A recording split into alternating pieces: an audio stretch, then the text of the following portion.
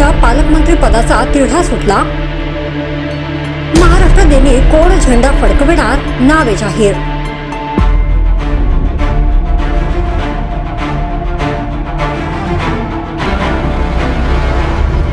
सत्ता स्थापन होऊन महायुती सरकारला 100हून अधिक दिवस झाले आहेत, पण अद्याप नाशिक आणि रायगडच्या पालकमंत्री पदाचा तिढा सुटलेला नाही।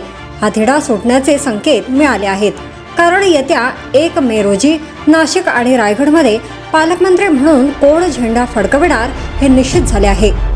राज्य सरकारकडून परिपत्रक काढण्यात आलंय।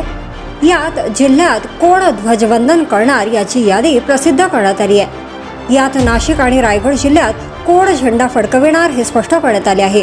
त्यामुळे येथील पालकमंत्र्यांचा वाद सुटला की आणखी काही चिघळणार हे लवकरच समजेल।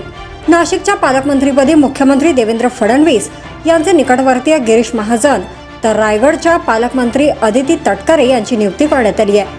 पण नाशिकसाठी उपमुख्यमंत्री एकनाथ शिंदे यांचे निकटवर्तीय दादा भुसे तर रायगडसाठी शिंदेचे शिलेदार भरत गोगावले हे इच्छुक आहेत।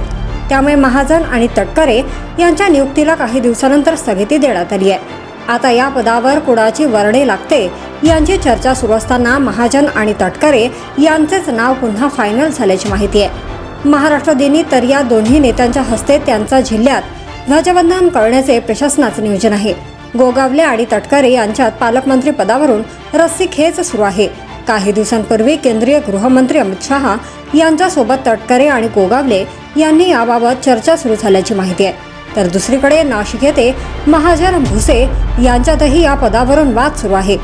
आता या वादावर पडदा कधी पडणार, दोन्ही जिल्ह्याच्या पालकमंत्र्यांचा तिढा कधी सुटणार अशी विचारणा होत आहे।